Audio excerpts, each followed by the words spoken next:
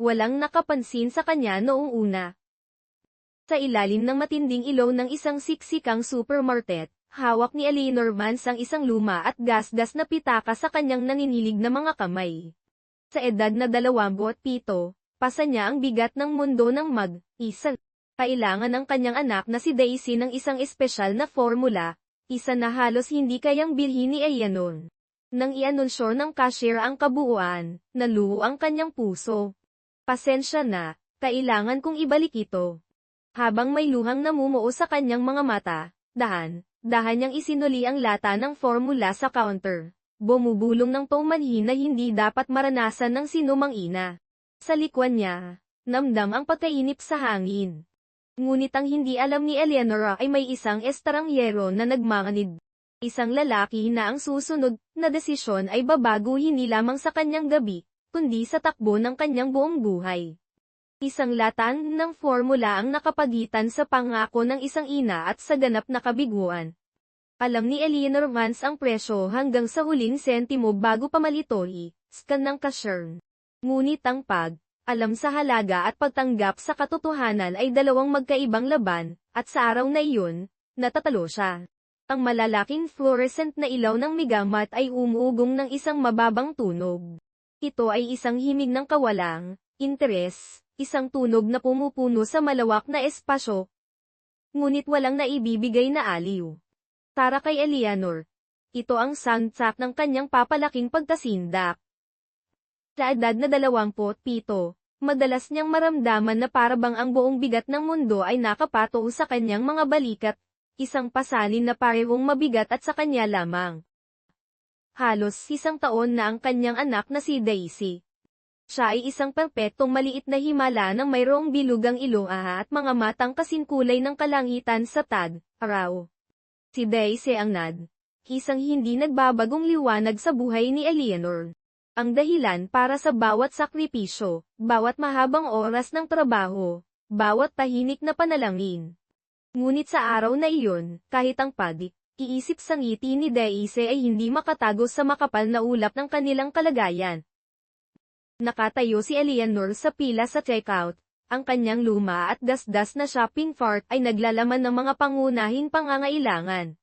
Mayroong isang tinapay na store brand, isang maliit na lalagyan ng oatmeal, isang supot ng mga frozen na gulay, at 2 garapon ng pagkain ng sanggol. At nariyan ang formula. Ito ay isang malaking aso na lata ng isang partikular na hypoallergenic na ban. Iginigit ito ng doktor. Si Daisy ay may sensitibong sistema, at ang mga mas murang formula ay iiwan sa kanya na umiiyak sa sakit sa loob ng maraming oras. Ang lata ay parang isang luho, isang gastusin na pinaglalabanan niya bawat linggo. Nangako si Eleanor sa kanyang sarili na palagi siyang gagawa ng paraan. Mas kaunti ang kanyang kakainin, mas marami siyang magtatrabaho. Gagawin niya ang lahat, para maibigay ang maliit na mahalagang ginhawang ito para sa kanyang sanggol na babae. Ang cashier, isang binatang mayroong hitsurang pagkabagot at isang nentag na may nakasulat na Kevin, ay nagsimulang scan ang kanyang mga pinamili. Ang tinapay. Ang oatmeal. Ang mga gulay. Sa bawat tunog, ang mga numero sa maliit na screen ay tumatas. Ang mga kamay ni Eleanor na nakahawak sa hawakan ng cart ay namasa. Tinisin niya ang manipis at bitak na katag ng kanyang pitaka sa bulsa ng kanyang Amerikana. Ito ay aari ng kanyang lolo sa tuhod, isang lalaking nakipaglaban sa isang digmaan na halos nakalimutan na ng karamihan. Sa loob nito, ilang lukot na dolyar at ilang bariya ang tanging natitira sa kanya hanggang sa susunod niyang sahod. Iyon lang po ba para sa araw na ito? Tanong ni Kevin. Ang kanyang boses ay walang buhay. Tumango si Eleanor. Biglang nanuyo ang kanyang lalamunan. Kinuha niya ang lata ng formula. Ang scanner ay tumunog ng mas nalakas sa pagkakataong ito. Not penal. Ang kabuuan ay 31. 42, anunsyo niya. Napigil ang hininga ni Eleanor sa kanyang dibdib. 3 beses niyang binilang ang kanyang pea bago siya umalis sa kanyang maliit na apartment. Alam niya, sa kaibuturan ng kanyang puso, nakuwang siya. Umaasa siya na may say, na may kupon siyang nakalimutan, na mayroong maliit na himala. Ngunit ang mga himala ay para sa ibang tao, para sa mga buhay na iba sa kanya. Ang kahihiyan, mainit at matalin, ay bumalot sa kanya. Nang mga tao sa likuran niya ay gumagalaw, ang kanilang mga cart ay kumakalansing na may ritmo ng pagkainit. Pasensya na, nauuutal niyang sabi. Ang mga salita ay halos hindi narinig. Nailangan kong magbalik ng isang bagay. Hindi nagbago ang ekspresyon ni Kevin.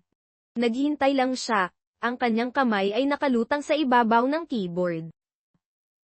Isa lamang itong bahagi ng kanyang trabaho. Nakikita niya itong nangyayari araw.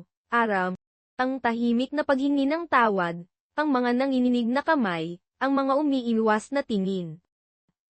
Ito ay isang eksena na kasing tanda ng pag-imbento ng cash register. Gamit ang isang nanginginig na kamay, inabot ni Eleanor. Inilagay niya ang kanyang mga daliri sa malamig na metal ng lata ng formula. Pakiramdam niya ay napakabigat nito, na para bang ito ay puno ng tingga sa halit na pulbos. Ang kanyang puso ay nanakit na may pisikal na sakit, isang matinding kirot ng kabiguan na alis ng kanyang hininga. Sa maliit at ordinaryong sandaling iyon, sa ilalim ng matitinding at walang pakialam na ilaw ng Megamart, naramdaman ni Eleanor na siya ang pinakamasamang ina sa buong mundo. Nabibigo niya ang kanyang anak. Ito, sabi niya. Basag ang kanyang boses habang itinutunak ang lata patungo sa cashier. Kailangan kong ibalik ito. Tumanggi siyang tumingin sa kanya. Hindi niya kayang makita ang kislap ng awa na maaaring nasa kanyang mga mata. Hinapa niya ang kanyang pitaka, ang kanyang mga daliri ay parang alanganin at banyadang. Ramdam niya ang mga titig ng ibang mamimili, isang alon ng tahimik na paghuhusga na nagpahiwatig sa kanya na sana ay bumuka ang makintab na sayin at lamunin siya. Ilang yerda ang layo, nagkukunwaring sinsuri lang isang display ng mga organic na jewels. Nakatayo si James Caldwell. Sa sinumang tumingin sa kanya, isa lang siyang lalaki na nakasuot ng simpleng, ngunit maayos na kulay abong Amerikana. Siya ay nasa huling bahagi ng kanyang 30, mayroong malalahaning mga mata at isang tahimik na aura ng awtoridad. Ngunit higit pa riyan si James. Siya ay isang higante sa industriya ng teknolohiya, isang bilyonaryo na ang mga inobasyon ay nasa mga tahanan at opisina sa buong mundo. Ang kanyang mukha ay minsan na lumalabas sa mga financial magazine, bagaman kinasusukilaman niya ang publisidad at ginagawa ang lahat para maiwasan ito. Hawak niya ang kamay ng kanyang 5 taong gulang na anak na babae, si Sofia. Siya ay isang maliit na batang babae na may seryosong mga mata ng kanyang ama, kulot na buhok na kulay kayumagi. Si Sofia ang sentro ng universo ni James. Siya ang angkla na nagpamanatili sa kanya na nakatapak sa lupa sa isang buhay na madalas ay puno ng hindi nailarawang yaman at isang malalim at nakakabigong kalungkutan. Nasa tindahan sila para sa isang simple, halos sa tawang dahilan, nagpa siya si Sofia na isang partikular na brand lamang ng organic aptojo sa ang gusto niya, at ang brand na iyon ay sa Megamart lamang ibalibenta. Ang personal assistant ni James ay maaaring magpadala ng isang cup ng juice sa kanilang tahanan sa isang tetik lamang. Ngunit tuminala si Sofia sa kanya gamit ang kanyang malalaking at nagmamakaawang mga mata at sinabing, "Gusto kong sumama sa iyo, Daddy." At si James, isang taong nagtatayo ng mga imperyo ngunit walang kapangyarihan laban ka mga hiling ng kanyang anak, ay agad na pumayag. Ilang minuto na niyang pinagmamasdan si Eleanor. Siya ay isang tahimik na tagamasid ng kanyang tahimin at desperadong pakikibaka. Napansin niya ang pangininig ng kanyang mga kamay habang hawak niya ang kanyang pitaka. Nakita niya ang kislap ng kahihiyan na dumaan sa kanyang mukha nang ianunsyo ang kabuuan. Nakakita na siya ng kahirapan, syempre. Nag-donate siya lang milyon sa mga charity na lumalaban dito. Umuupo siya sa mga board at dumadalo sa mga fundraiser. Ngunit palagi itong isang abstract na konsepto, isang problemang dapat nutakin gamit ang data at dolyang. Hindi niya pa ito nakita ng ganito kalapit. Hindi niya pa nasaksihan ang hilaw, personal, at nakakaduro, pusong katotohanan nito. Nakita niya siyang isinuli ang lata ng formula sa counter. At sa sandaling iyon, isang bagay sa kaibuturan ng kanyang dibdib, isang bahagi ng kanyang puso na akala niya ay matagal nang natutulog, ay nagising na may damdamin na hindi niya agad matukol. Ito ay higit pa sa awa. Ito ay isang kakaiba at makapangyarihang kirot ng habad. Bulong ni Sofia, hinihila ang kanyang Amerikana. Bakit po malungkot ang babaeng iyon? Tumingin si James sa inosente at nagtatalong na mukha ng kanyang anak. Paano niya maipapaliwanag ang malupit na hindi pagkakapantay, pantay ng mundo sa isang bata na hindi kailanman nagkulang sa anumang bagay? Paano niya maipapaliwanag na may mga ina na kailangang pumili sa pagitan ng pagpapakain sa kanilang sarili at pagbili ng tamang pagkain para sa kanilang mga sanggol? Nagkakaroon lang siya ng mahinap na araw, mahal, sabi niya. Malambing at mababa ang kanyang boses. Pinanood niya habang binabayaran ni Eleanor ang kanyang iilang pinamili. Ng kanyang mga balikat ay nakayuko na para bang may pasan na mabigat. Ninuha niya ang kanyang iisang plastik na supot. Nakayuko ang kanyang ulo, na't naglakad patungo sa labasan. Gumalaw siya na paang isang monto, isang anino na sinusubukang maging hindi nakikita sa isang mundong nakaligtaan na siya. At sa sandaling iyon, si James Caldwell, isang taong kayang bilhin ang lahat ng kanyang ninanais, ay gumawa ng isang desisyon. Hindi niya hahayaang mawala ang babaeng ito, ang estranyerong ito, sa gabi. Hindi niya hahayaang dalhin niya ang pasaning iyon ng magsa. Hindi niya alam kung bakit. Alam lang niya, na may katiyakang tumagos sa kaibuturan ng kanyang mga buto, na kailangan niyang gumawa ng isang bagay. Tumuhad siya sa antas ni Sofia. Mahal, kailangan kong maghintay ka lang dito kay Mr. Henderson sandali, sabi niya, tumango sa security guard ng tindahan sa pasukan. Ang guwardya, isang lalaking may mabait na mukha na lihim na nasa personal na pyro ni James pa sa mga pagkakataong tulad nito, ay bahagyang tumaho. Nagtiwala si Sofia kay Mr. Henderson, kaya pumayag siya ng walang pag-alala.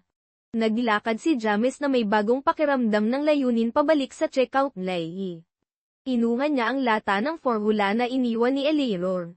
Kumuha rin siya ng ilang iba pang bagay mula sa mga kalapit na isolr. Isang mainit na rotisserie chicken, isang spot ng mga sariwang mansanas, isang tinapay na artisan, at isang kahon ng mga paboritong cookies ni Sofia. Binayaran niya ang lahat ng cash. Pagkatapos ay lumabas ng tindahan patungo sa malamig ng anin ng gabi. Tiningnan ng kanyang mga mata ang malawak at maiwanag na paradahan, hinahanap ang malungkot na dalaga na pasan ang bigat ng mundo. Nakita niya ito sa isang hintuan ng boss sa dulong bahagi ng paradahan. Nakaupo ito sa malamig na metal na upuan, ang maliit na supot ng pinamili ay nasa kanyang paanan. Nakatingin siya sa malayo, ang kanyang ekspresyon ay tulala at walang laman. Tapakaliit niyang tingnan nilaban sa malawak at madilim na kalawakan ng paradahan. Dahan siyang lumapit, tahimik ang kanyang mga yapak sa simento. Nayaw niya itong takutin. "Excuse me," sabi niya, ang boses niya ay mas malambing pa sa kanyang inaasahan. Nagulat si Eleanor. Tumingala siya at nanlaki ang kanyang mga mata sa pagkalito. Nakita niya ang isang matangkad at maayos na lalaki na may hawak na dalawang supot ng pinamili. Ang unang naisip niya ay tindahan ito, na may nagawa siyang mali. "Sa tingin ko ay naiwan mo ito," marahang sabi ni James. Iniaabot ang supot na naglalaman ng lata ng formula. Tinitigan ni Eleanor ang lata. Pagkatapos ay ibinalik ang tingin sa mukha ng lalaki. Isang panibagong alon ng kahihiyan ang bumalos sa kanya, at namula ang kanyang mga pisngi. "Hindi ko ito naiwan," sabi niya, mahina ngunit matatag ang kanyang boses. "Hindi ko ito kayang bilhin." "Alam ko," sabi ni James, at mabait ang kanyang boses. "Kaya binili ko ito para sa iyo." Natigilan si Alier. Tiningnan niya ang lalaki. Ang tapat na pag-alala sa kanyang mga matang. Walang awa doon, tanging isang tahimik na pag-unawa. Hindi niya alam kung ano ang sasabihin. Sa kanyang buhay, ang kabaitan mula si isang estanghero ay hindi niya pa naranasan. Nakaramdam niya ay kakaiba ito, kahina, sinala. Hindi ko iyan matatanggap, sa wakas ay sabi niya, ang kanyang pride ay tumayo na parang isang panangga. Nito na lang ang natitira sa kanya. Pakiusap, sabi ni James, taimtim ang kanyang boses. Pumula lang ito. Dapat ay mayroon nito ang anak mo. Tiningnan niya ang maliit na pink na diaper bag na katabi niya sa upuan. May maliit kang anak, tama. Tumango si Eleanor. May bumara sa kanyang lalamunan. Ang pangalan niya ay Dyson. Napakagandang pangalan, sabi ni James. Isang maliit at tunay na ngiti ang sumilay sa kanyang mga labi. May anak din akong babae. Sophia ang pangalan niya. 5 taong gulang na siya. Inabot niya muli ang supot. Pakiusap, isipin mo na lang na ito ay isang regalo mula sa isang magulang para sa isa pa. Nad, atubili si Eleanor. Naglalaban ang kanyang pride at ang matinding pagmamahal niya para sa kanyang anak. Kailangan ni Daisy ang formula na iyon. Sa huli, hindi na ito isang pagpipilian. Ang kapakanan ng kanyang anak ang tanging mahalaga. Habang may luhang lumalabo sa kanyang paningin, inabot niya at kinuha ang suot.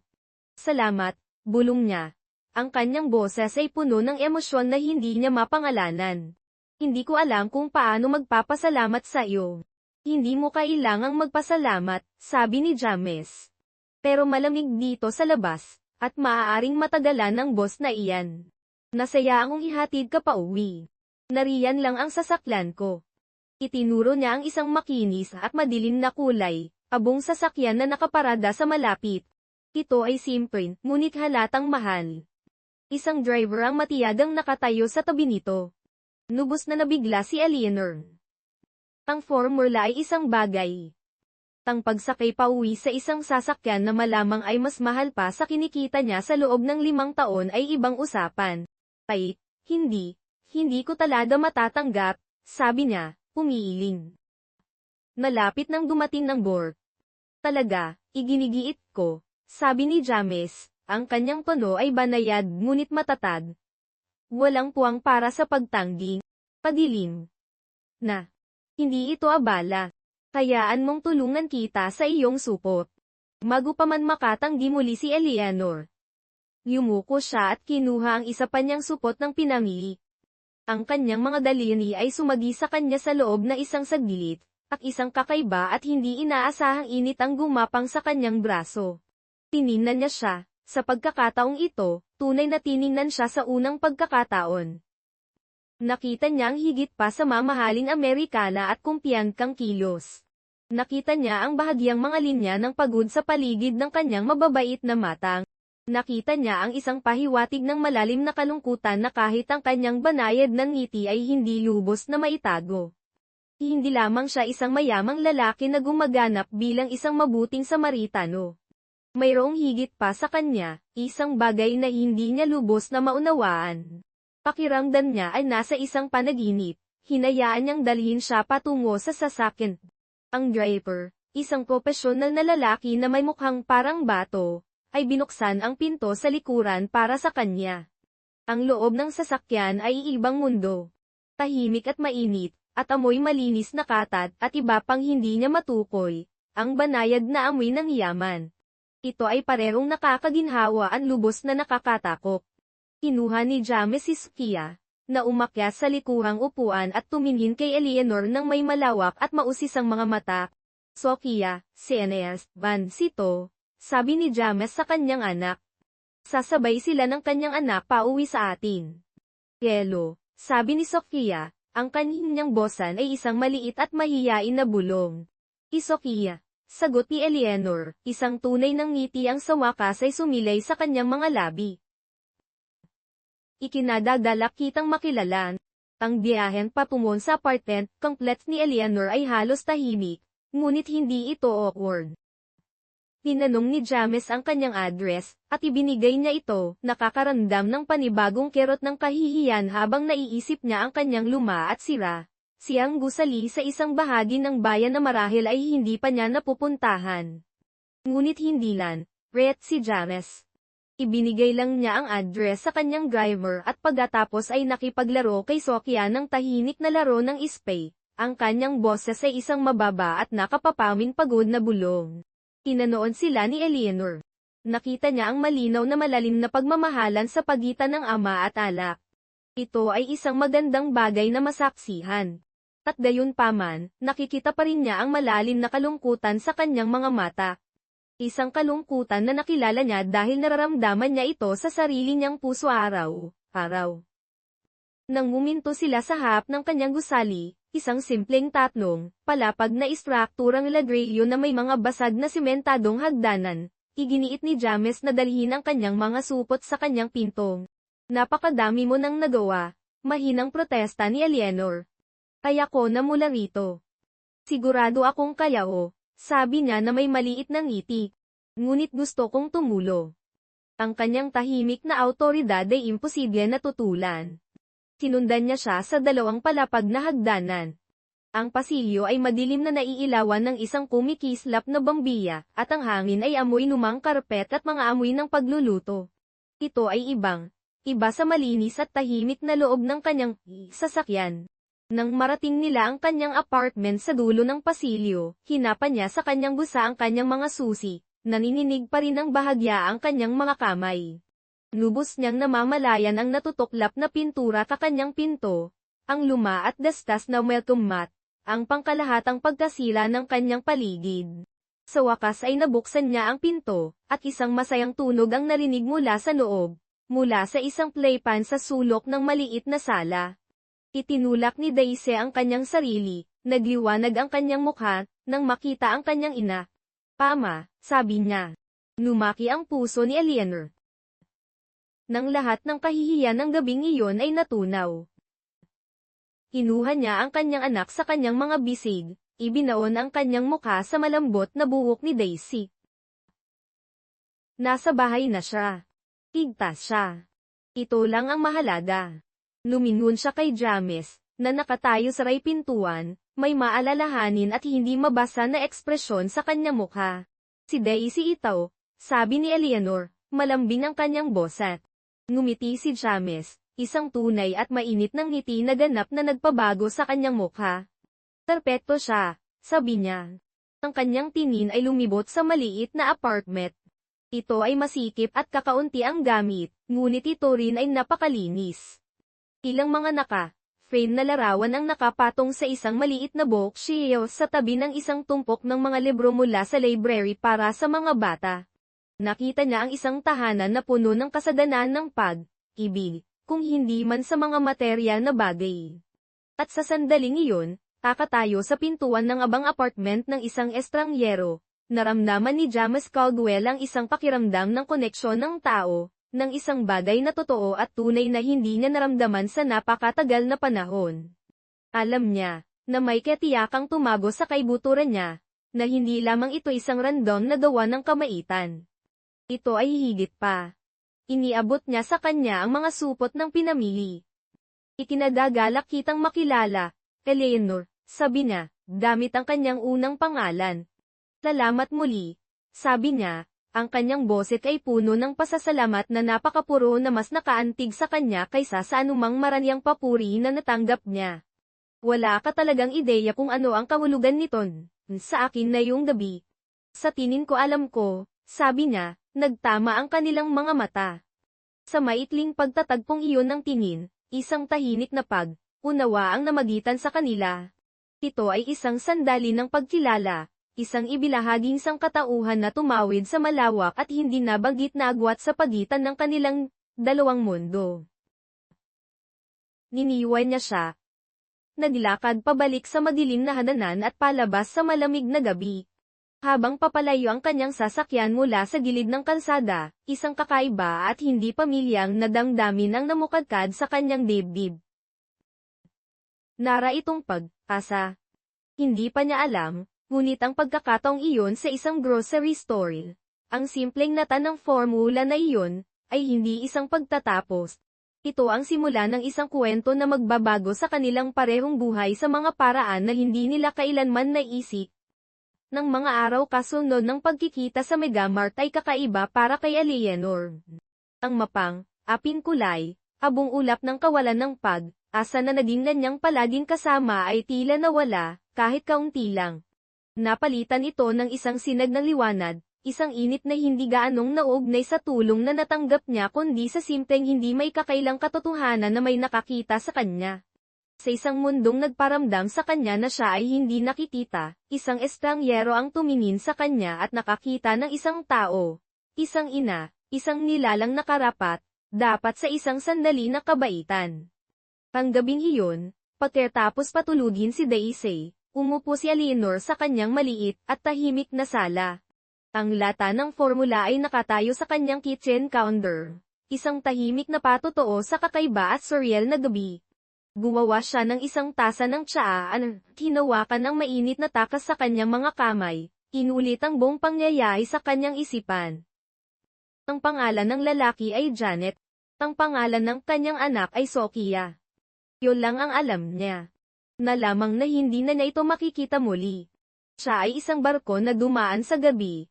Isang maikling maliwanag na ilo sa kanyang malawak at madilim na dagat.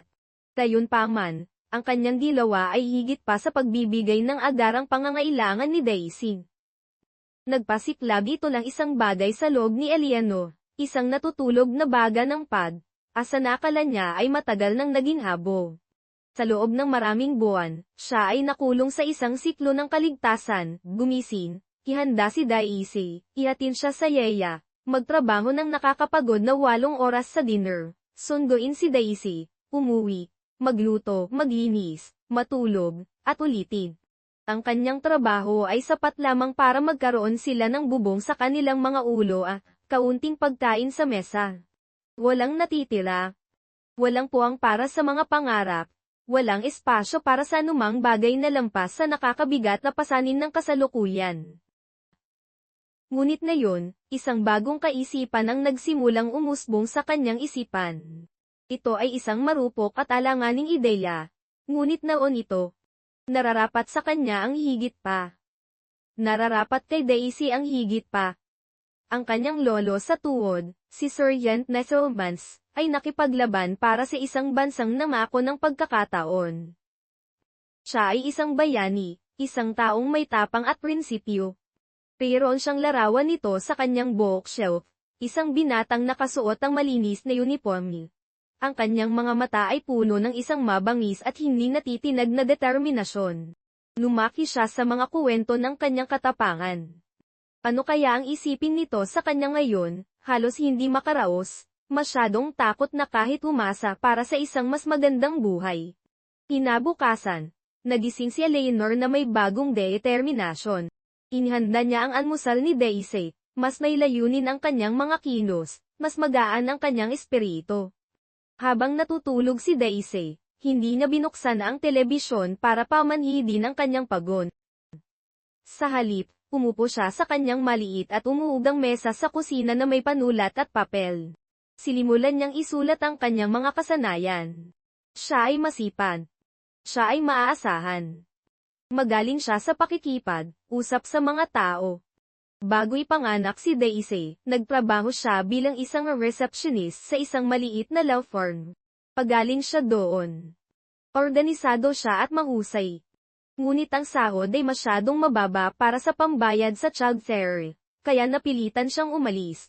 Kinuha niya ang lokal na pahayagan at sinimulang bilugan ng mga classified.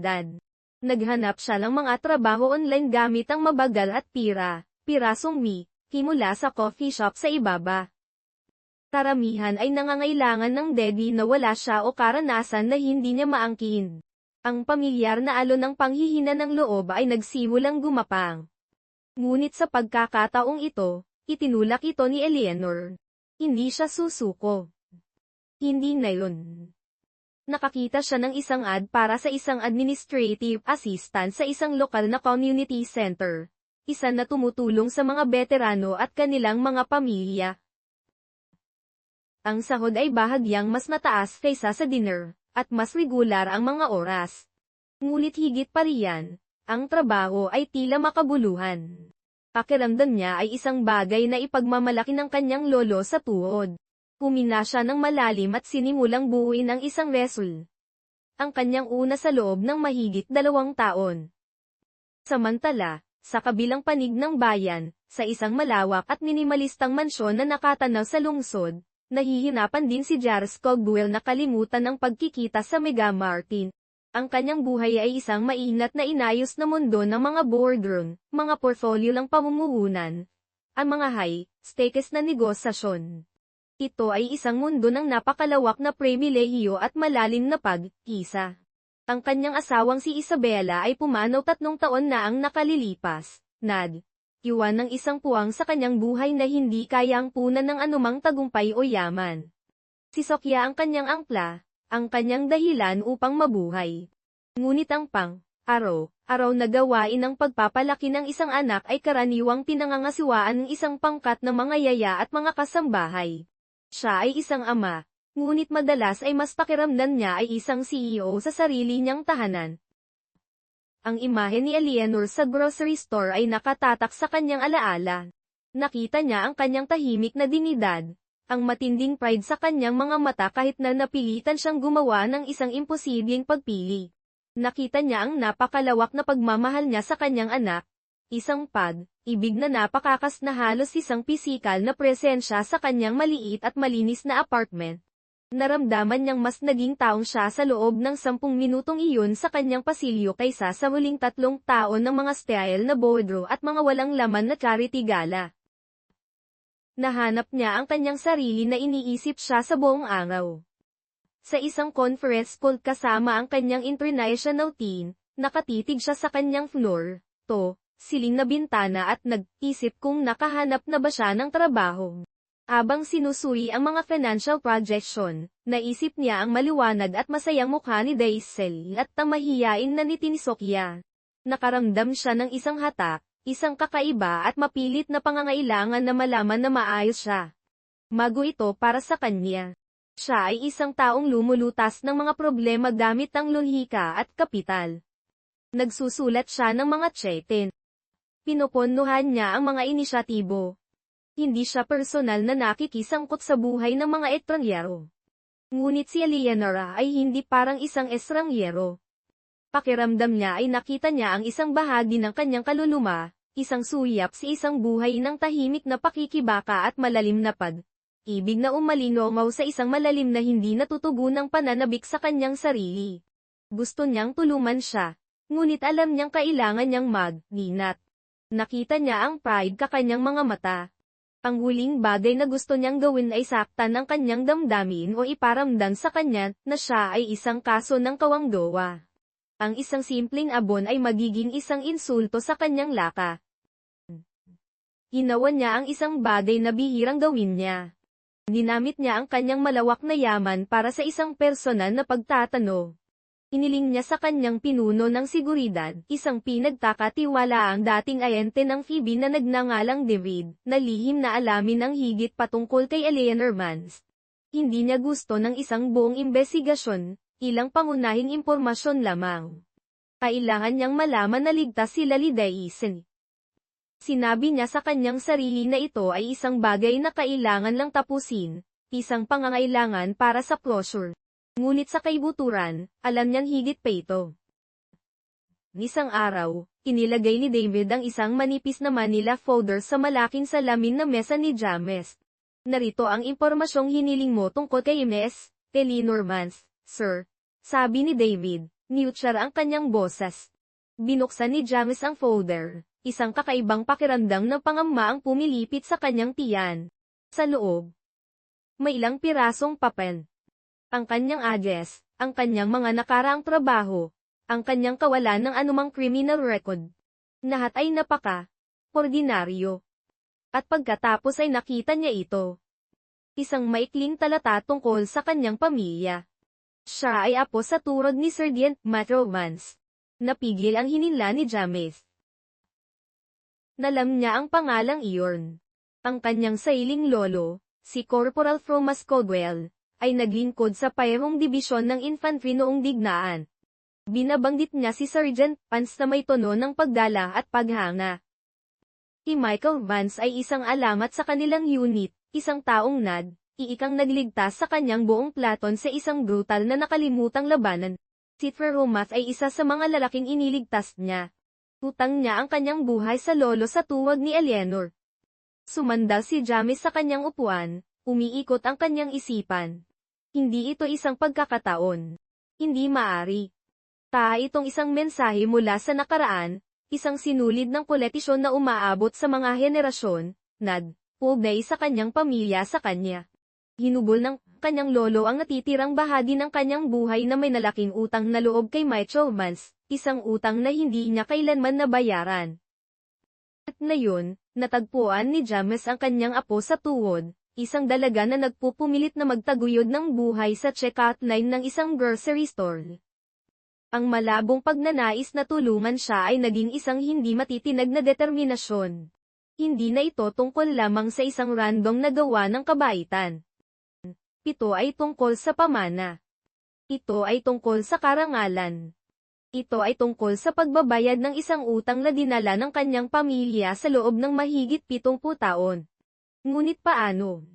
Hindi siya maaaring basta na lang sumunpot sa kanyang pintuan na may dalang tseke. Iyon ay magpapababa sa alaala ng ibinahaging sakripisyo ng kanilang mga lolo. Kailangan niyang humanap ng paraan para tulungan siya na magbibigay sa kanya ng tulong para makaangat, hindi isang limos. Kailangan niyang lumikha ng isang pagkakataon, hindi isang obligasyon. Hinubol niya ang natitirang bahagi ng araw sa malalim na pag-iisip. Inansela niya ang kanyang mga pulong sa hapon. Tinaliwala niya ang walang tigil na tunog ng kanyang email. Tiningnan niya ang larawan sa kanyang mesa, isang larawan niya at ni Sofia sa isang parke. Ang kanilang mga mukha ay puno ng tawa. Inisip niya kung anong uri ng lalaki ang gusto niyang maging sa mata ng kanyang anak. Ayaw niyang maging isang pangalan lamang sa isang gusali o isang figura sa isang magazi.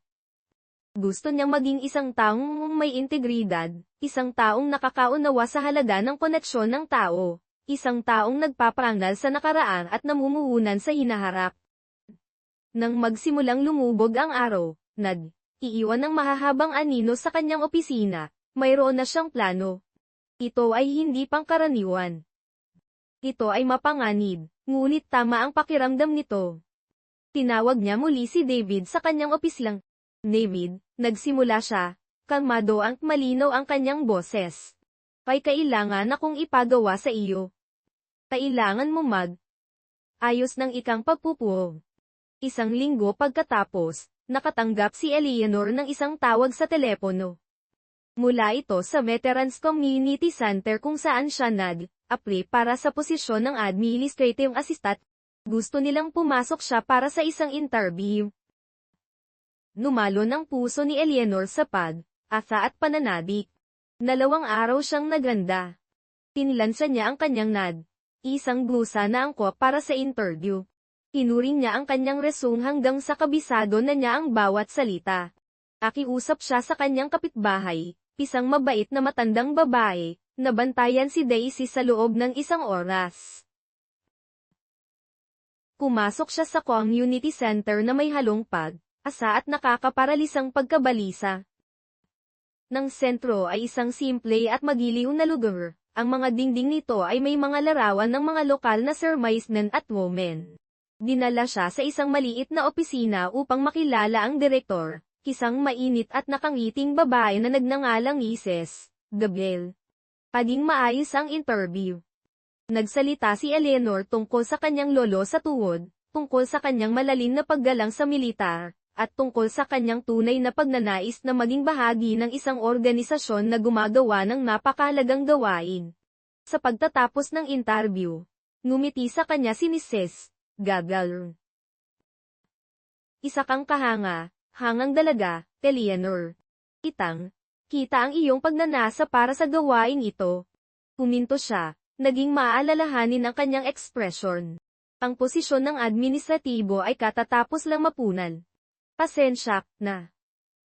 Nanlumo ang puso ni Eleanor. Napakalapit na niya. Sinubukan niyang itago ang pagtadismaya sa kanyang mukha. Ganoon po ba? Sabi niya. Halos isang bulong na lang ang kanyang boses. Salamat po sa inyong oras. Tumayo siya para umalis, ang pamilyar na bigat ng kabiguan ay bumalik sa kanyang mga balita. Ngunit, sabi ni Mrs. Gabriel ni tinaas ang isang kamay. May isa pang pagkakataon na dumating. Medyo hindi ito pangkaraniwan. Inilagay niya ang isang pirasong papel sa mesa. Ang aming pinakamalaking benefactor ay kamakailan lamang nagtatag ng isang bagong programa. Tinatawag itong Man's Legacy Grant.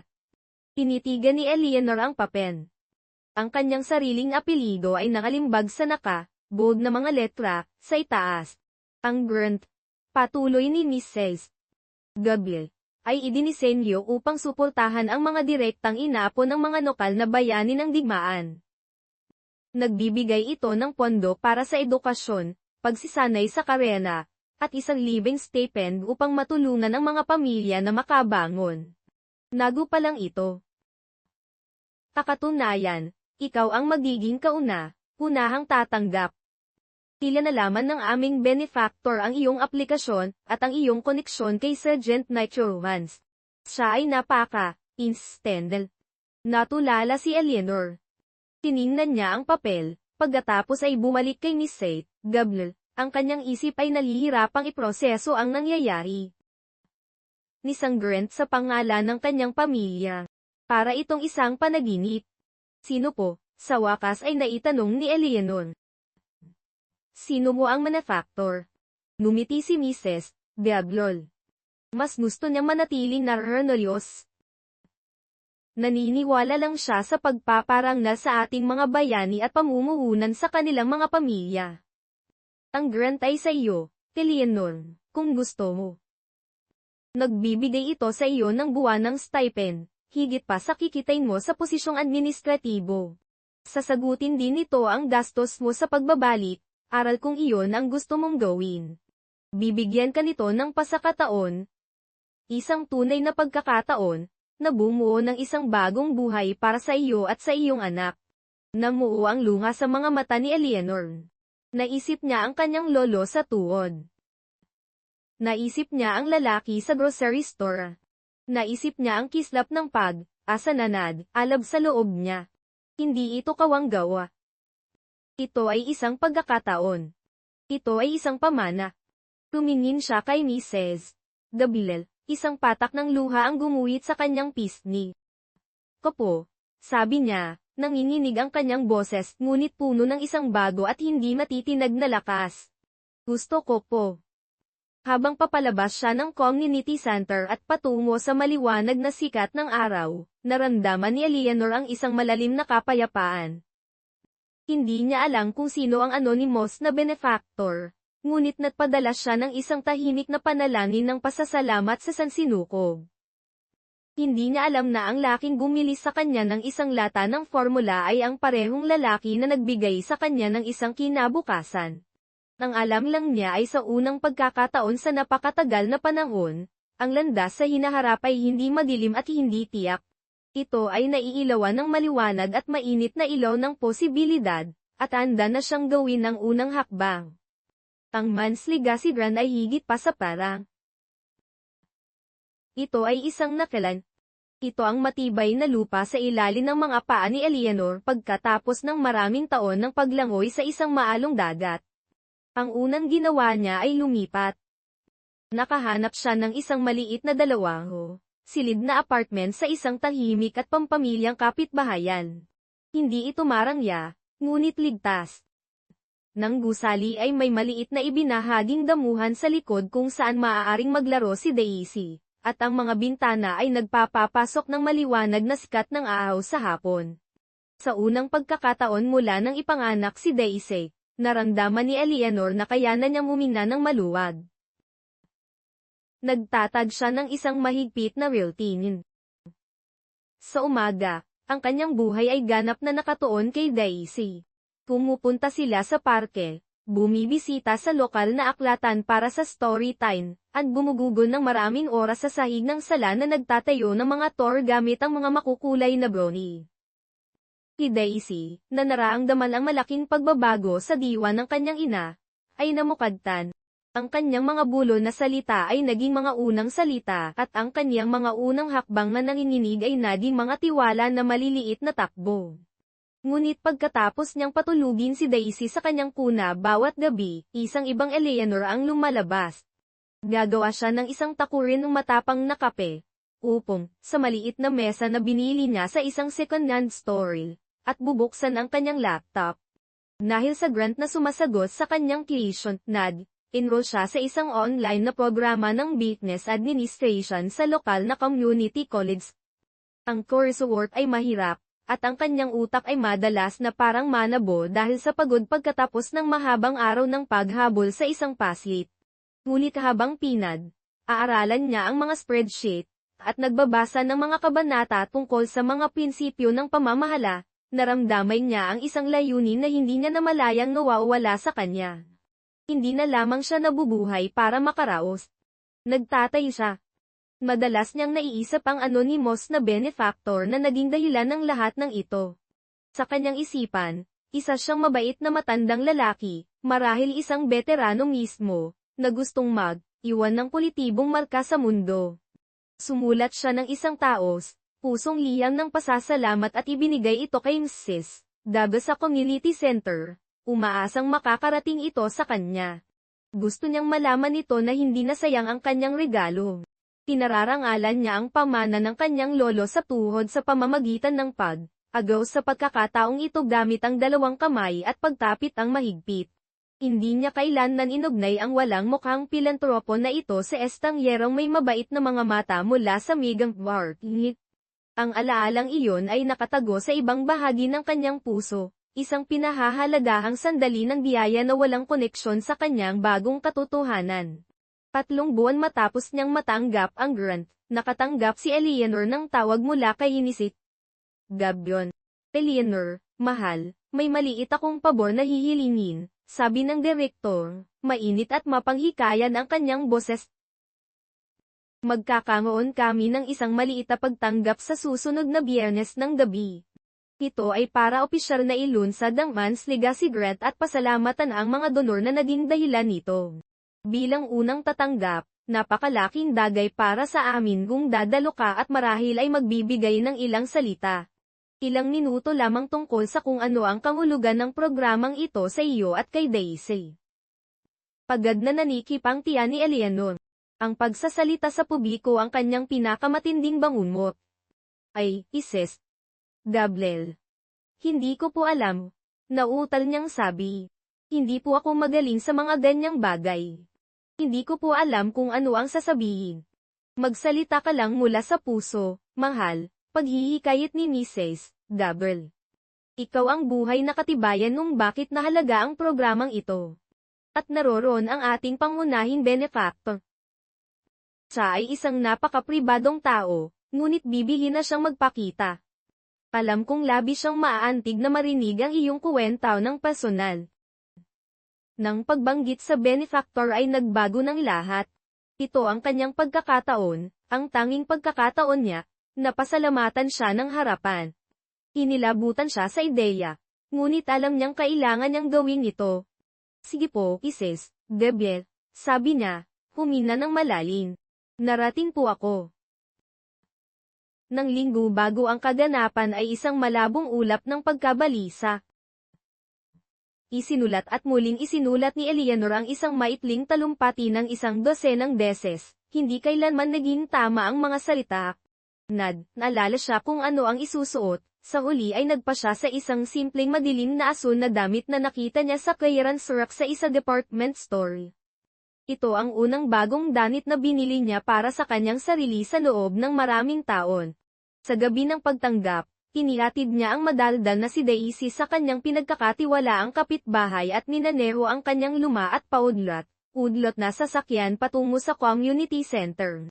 Ang kaganapan ay dinaganap sa pangunahing bulwagan, na pinalamutian ng mga simpleng puting mantel at maliliit na bouquet ng mga bulaklak.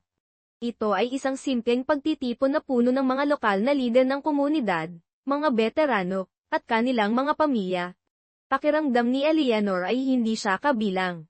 Mahigpit niyang hinawakan ang kanyang maliit na pitaka, Pinagpapawisan ang kanyang mga palad, at tiningnan ang silid para sa isang pamilyar na mukha. At pagkatapos ay nakita niya siya. Nakatayo siya sa kabilang panig ng silid, kausap ang isang konsehal ng lungsod.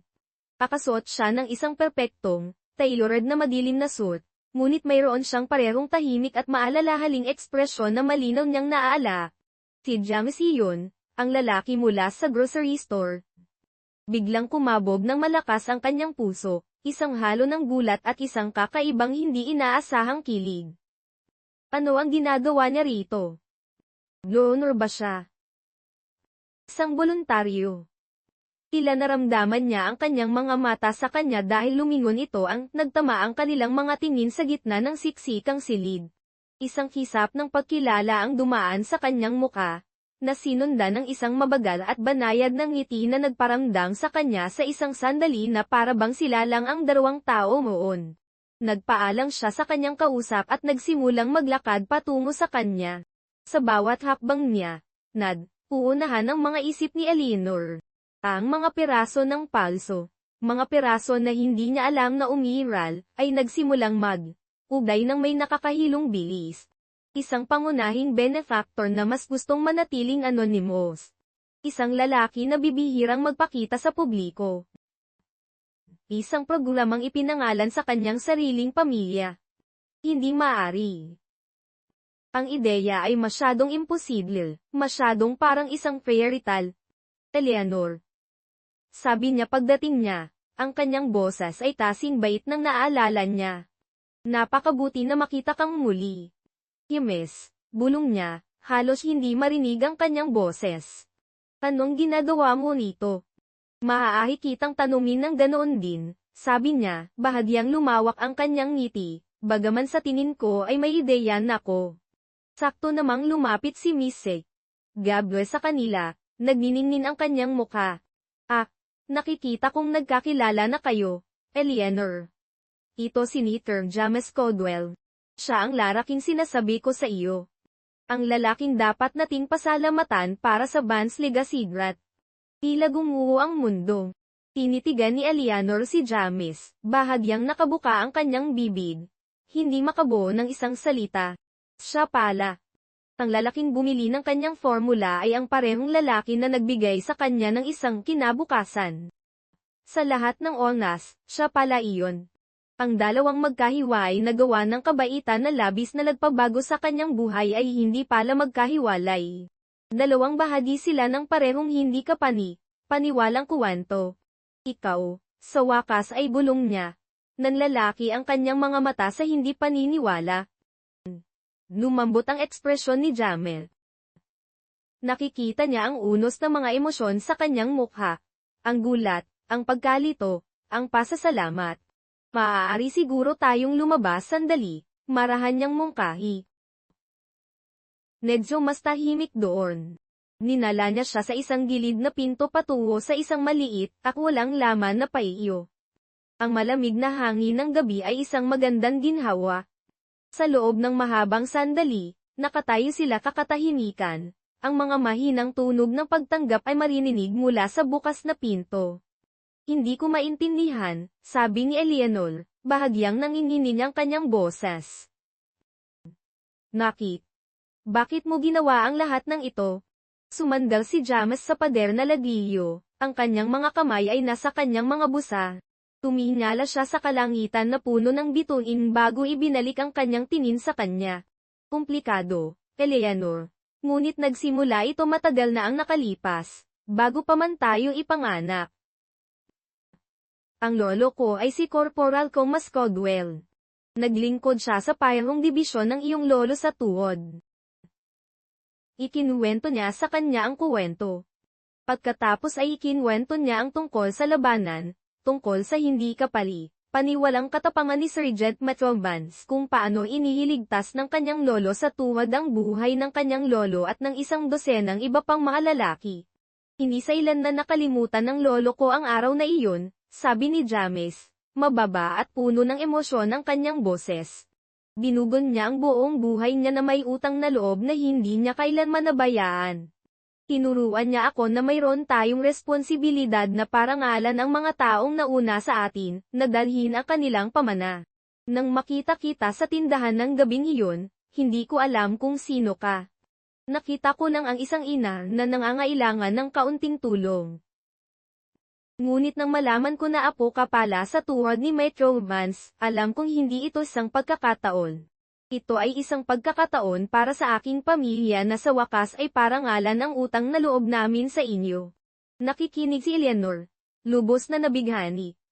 Ang kuwento ay alis ng anumang damdamin, kahihiyan o obligasyon na maaaring naramdaman niya. Hindi ito kawang-gawa. Ito ay isang bagay na mas malalim. Isang bagay na sagrado. Ito ay isang ugnayang nabuo sa gitna ng digmaan. Isang alingaw ng kabayanihan na umabot sa mga dekada upang abutin ang kanyang sariling buhay. Buong buhay ko, nakakarinig ako ng mga kwento tungkol sa kanya, sabi ni Eleanor. Ang kanyang boses ay puno ng hindi nailabas na luha. Isa lang siyang larawan sa isang bookshelf. Isang alamat. Ginawa mo siyang totoo para sa akin. Salamat. Ikaw ang nagtatayo ng pamana ngayon, Eleanor. Sabi ni James, taimtim ang kanyang boses. Kinukuha mo ang pagkakataong ito at lumilikha ng isang kilabukasan para sa iyo at kay Daisy. Iyan ang pinakadakilang parangal na maibibigay mo sa kanya. Isang komportableng katahimikan ang muling namayani sa kanila. Sa unang pagkakataon, hindi naramdaman ni Eleanor na natatakot siya sa kanya. Hindi niya nakita ang isang bilyonaryo. Nakita niya ang apo ni Thomas Caldwell, isang lalaking sinusubukang parangalan ang nakaraan na kanyang pamilya. At hindi niya nakita ang isang kaso ng kawang-gawa. Nakita niya ang apo sa tuhod ni Metro Vance. Isang malakas at manatag na babae na may apoy sa kanyang mga mata. Ang kanilang tahimik na sandali ay pinutol ng isang matalas na boses ng babae. James, nandyan ka lang pala. Hinahanap kita kung saan. Isang babae ang lumitaw sa may pintuan. Siya ay matangkat at elegante, nakasuot ng isang designer suit na marahil ay mas mahal pa sa upa ni Eleanor pa sa isang buong taon. Ang kanyang danne na buhok ay perpektong nakaayos, at ang kanyang ngiti ay maliwanag ngunit hindi umaabot sa kanyang malamig at mapanuring mga mata.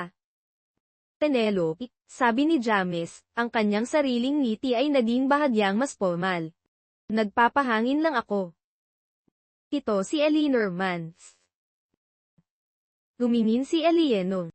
Ito si Penelope Pintorn. Nasa board of directors siya ng Senang. Ang mga mata ni Penelope ay tumingin kay Eleanor. Tinitingnan ng kanyang simpleng danit at mga sikonyan na sapatos sa isang mapanlait na tingin. Pants. Sabi niya, ang pangalan ay parang isang tanong. Ah, ikaw pala ang recipient. Wow, gnarly. Ang salitang recipient ay nababalutan ng manipis na paghamak. Ikinagagalak kitang makilala, sabi ni Eleanor. Iniabot ang kamay. Binalawala ito ni Penelope. Ang kanyang atensyon ay bumalik na kay James. Nagsisimula na ang mga talumpati, mahal, at nangako kang uupo ka sa akin mesa. Ikinawit niya ang kanyang braso sa braso ni James, isang malinaw na kilos ng pag-aaring. Mukhang hindi komportable si James. Marahan niyang inalis ang kanyang braso sa pagkakahawak nito. Papasok din ako Maya, Penelope. Kailangan ko lang kausapin si Eleanor. Bahagyang umigpit ang ngiti ni Penelope bago niya muling naibalik ang kanyang composure. Sige, huwag kang magtatagal. Binigyan niya kay Eleanor ng isang muling matagal na tingin, isang hindi binibigkas na babalaang namagitan sa kanila. Bago siya tumalikod at nawala pabalik sa loob. Ang init ng sandali ay nawasak. Biglang naramdaman ni Eleanor na nahihiya siya at hindi kabilang muli. Pasensya na noon, sabi ni James, may tono ng paghini ng tawad sa kanyang boses. Ayos lang, sabi ni Eleanor, kahit hindi naman. Siguro ay dapat na akong pumasok. Sa tingin ko ay kailangan kong magbigay ng talumpati. Ang ideya ngayon ay pumulo sa kanya ng panibagong alon ng takot. Nagiging mahusay ka, sabi ni James, ang kanyang nakapagpapasiglang tingin ay nagtama sa kanya. Nagsalita ka lang mula sa puso. Yun lang ang kailangang marinig ng lahat. Tama siya. Habang nakatayo si Alienor sa podium ilang minuto pagkatapos, nakatingin sa maliit na pulutong, hindi niya nakita ang isang silid na puno ng mga estranghero. Nakita niya ang pamana ng kanyang lono sa tuhod. Nakita niya ang kinabukasan ni Daiset. At sa unang hanay, nakita niya si James. Ang kanyang mga mata ay puno ng isang tahimik at natatag na suporta na nagbigay sa kanya ng lakas na kailangan niya. Kaya nagsalita siya. Huminga ng malalim at nanginginig si Eleanor at tumingin sa mga mukha na nakatitig sa kanya. Ang kanyang inihandang talumpati, ang pinaghirapan niya sa loob ng isang linggo, ay parang isang malayong alaala. Ang mainat na piniling mga salita at ensayadong mga parilala ay naglaho sa kanyang isipan, iwan lamang ng hilaw at walang barnis na katotohanan ng kanyang karanasan. Kaya iyon ang ibinigay niya sa kanila. Nagsalita siya hindi bilang isang recipient, kundi bilang isang ina. Ang kanyang boses, bagaman mahina, ay umalilaw-umaw na may lakas na hindi niya alam na taglay niya. Ikinuwento niya ang tungkol sa nakakabigat na pasanin ng pagsisikap na maglaan para sa kanyang anak, tungkol sa kahihiyang naramdaman niya sa nursery story, at tungkol sa imposibleng pagpili sa pagitan ng mga pangangailangan ng isang sanggol at isang walang laman na pitaka. Nagsalita siya tungkol sa kanyang lolo sa tuhod, hindi bilang isang malayong bayani mula sa isang aklat ng kasaysayan, kundi bilang ang lalaking ng pamana ng katapangan ay sinubukan niyang isabumay araw, kahit sa kanyang pinakamadilim na sandali. Ang grant na ito, sabi niya, ang kanyang mga mata ay nakahahanap kay James sa gitna ng mga tao, ay higit pa si suportang pinansyal. Ito ay isang mensahe. Isang mensahe na nagsasabing, nakikita namin kayo. Sinasabi nito na ang mga sakripisyo ng ating mga magulang at mga lolo't lola ay hindi nakalimutan. Sinasabi nito na ang kanilang pamana ay hindi lamang isang estatwa sa isang parke o isang pangalan sa isang play, kundi nabubuhay ito sa mga pagkakataong nililikha natin para sa kanilang mga anak. Nagtapos siya sa simpleng pagsasabi, salamat sa pagbibigay sa aking anak ng isang kinabukasan, at salamat sa pagbabalik sa akin ng aking pag-asa. Nang bumaba siya mula sa podium, ang silid ay ganap na tahimik sa isang sedlit. Pagkatapos ay isang alon ng palapakan ang pumutok, mainit at taos, puso. Ilang matatandang veterano sa maglaang nagpupunas ng kanilang mga mata. Habang pabalik si Eleanor sa kanyang upuan, ang kanyang mga binti ay parang jelly. Maraming tao ang lumapit para kamayan siya, tapikin siya sa balikat, para pasalamatan siya sa kanyang katapatan. Sa unang pagkakataon, hindi niya naramdaman na siya ay isang tagalabas. Naramdaman niyang kabilang siyang. Naghihinday sa kanya si James, nagniningning ang kanyang mga mata sa isang emosyon na hindi niya luhos na matukoy. Mukha itong pagmamalaki. Sinabi ko sa iyo na magiging mahulay ka, bulong niya. Ang kanyang boses ay para lamang sa kanyang mga tela. Sa kabilang panig ng silid, pinanood ni Penelope Currington ang palitan na ito, ang kanyang mga labi ay nakatikong sa isang manipis at matigas na linya. Nakita niya ang paraan ng pagtingin ni James kay Eleanor na may init at paghanga na hindi niya kailanman ipinakita sa kanya. Nakita niya ang tunay na respeto na nakuha ni Eleanor mula sa mga lider ng komunidad sa silid. Sa maingat na inayos na mundo ni Penelope, kung saan ang katayuan at yaman ang tanging mga salaping mahalaga, si Eleanor Mans ay isang anomalya, isang hindi tanggap na pagkagambala.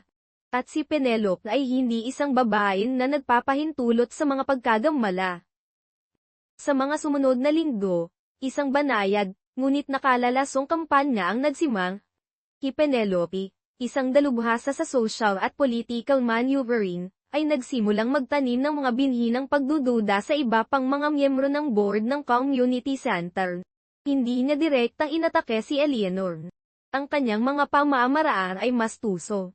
Sa isang pagpupulong para sa budget review, mapapabuntong, hininga siya at sasabihin, medyo aalala lang ako sa pangangasiwa pa sa bagong bus grant na ito. Isang malaking halaga ang ibibigay sa isang individual batay sa isang personal na rekomendasyon. Kakausapin niya ang ibang mga miyembro sa pasilyo. Ang kanyang boses ay isang mapanlinlang na bulong. Magandang kwento, syempre. Ngunit dapat tayong mag-ingat sa mga itsura.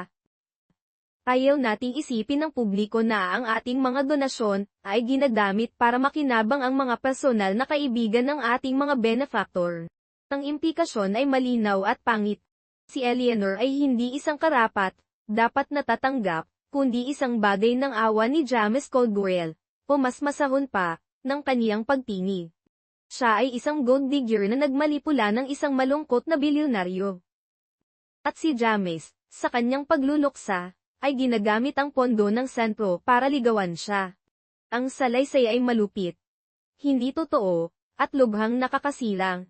Si Mrs. Gabnell, na lubos na nagpoprotekta kay Eleanor at sa programa ng grant, ay sinubukang pigilan ang mga tsismis, ngunit masyadong makapangyarihan si Penelope. Sa huli, walang pagpipilian si Mrs. Gabnell kunding magpatawag ng isang opisyal na pulong ng board upang suriin ang proseso ng paglalaan at ang hinaharap ng Manslegasiglan. Tinawagan niya si Eleanor isang araw bago ang pulong, mabigat sa pag-aalala ang kanyang boses. Pasensya na, Eleanor, sabi niya. Inwestiyon ni Penelope Covington ang integridad ng programa. Ninusubukan niyang ipasospinde ang grant habang may pagsusuri. Natatakot ako na maaaring magtagumpay siya. Naramdaman ni Eleanor ang isang malamig na takot na gumapang sa kanyang mga buto. Ang buhay na mainat niyang sinimulang itayo ay tila malapit ng mawasak. Ang kahihiyan ng mga akusasyon ni Penelope ay isang pisikal na dagok. Ngunit pagkatapos ay isang ibang damdamin ng lumitaw upang salubungin ang takot, isang mainit at mabangis na galit. Hindi lamang ito tungkol sa kanya.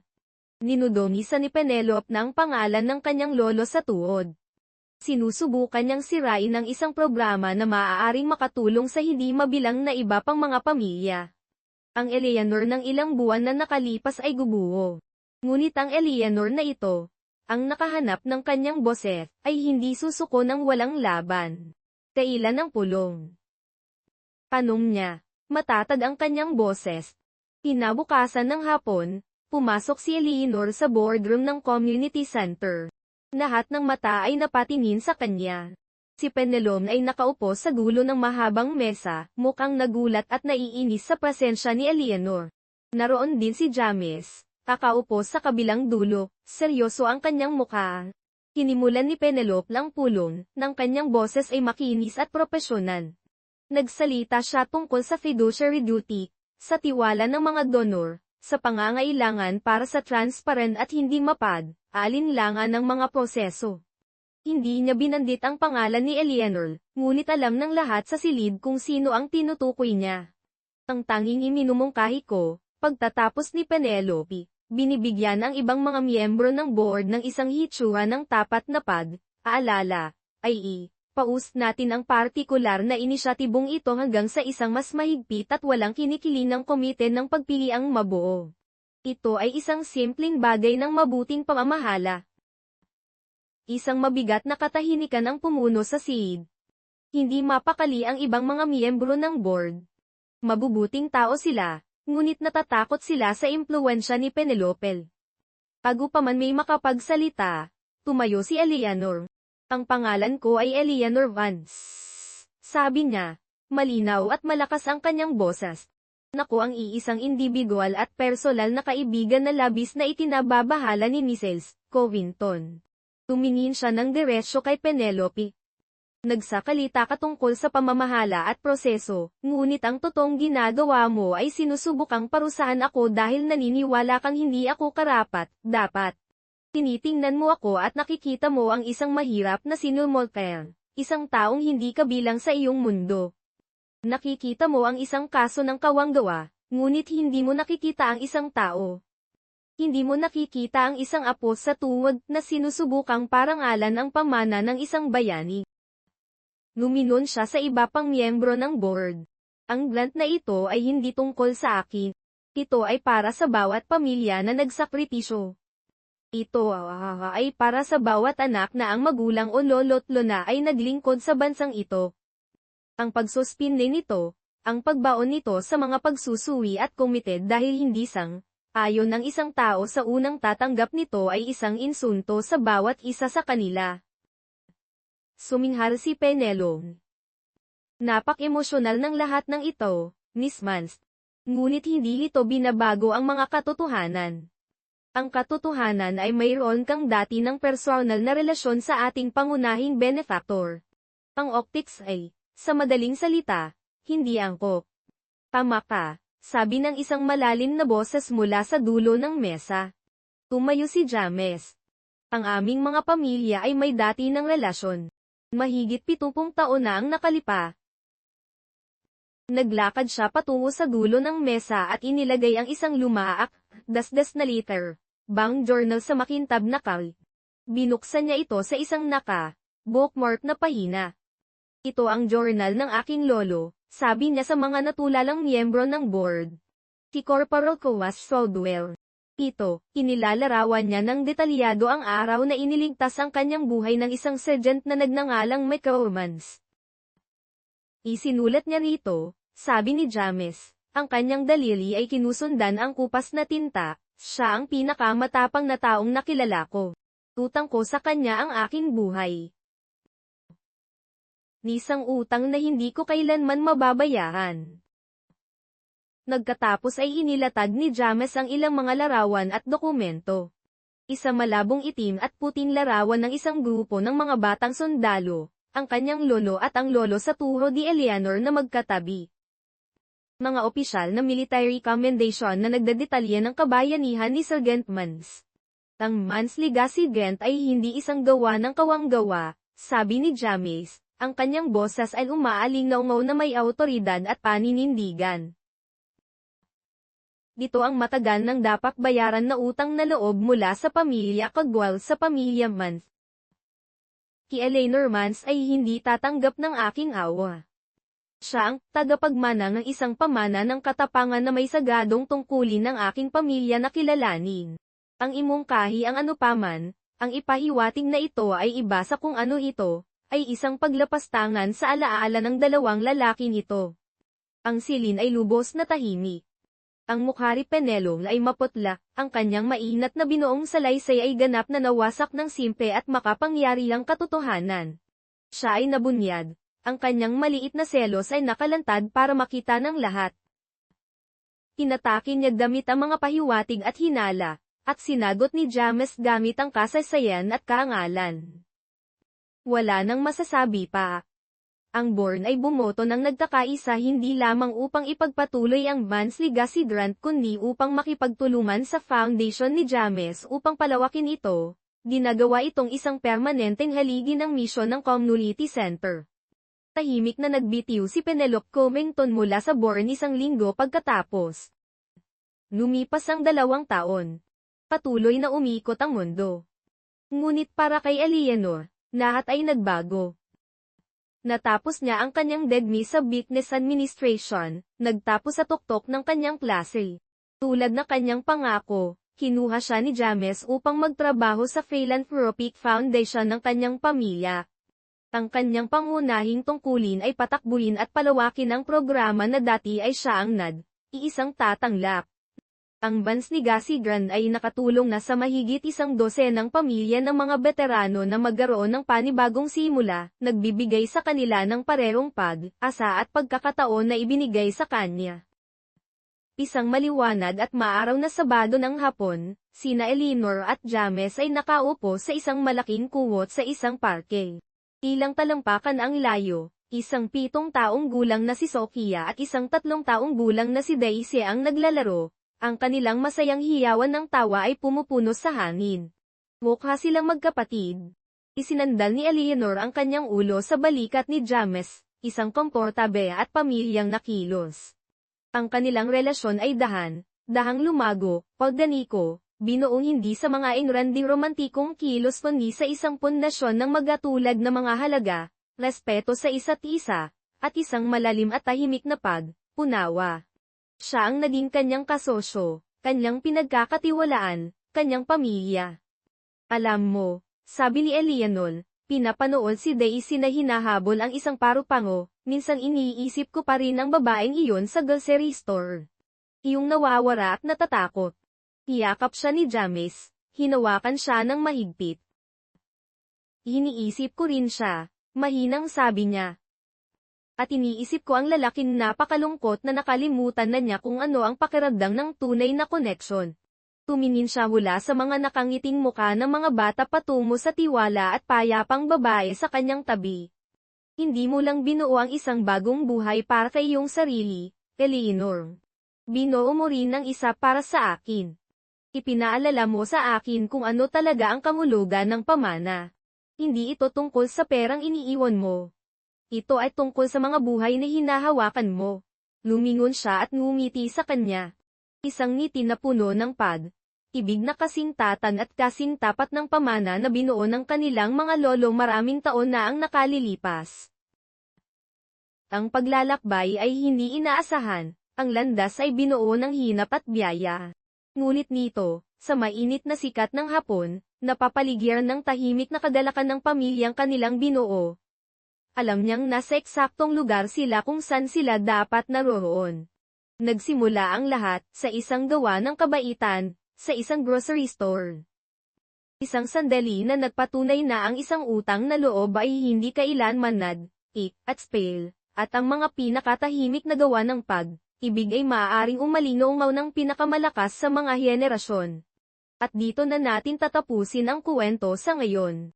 Sa tuwing nagbabahagi ako ng isa sa mga ito, umaasa akong nagbibigay ito sa iyo ng pagkakataong lumabas sa pang-araw at magpahinga sandali.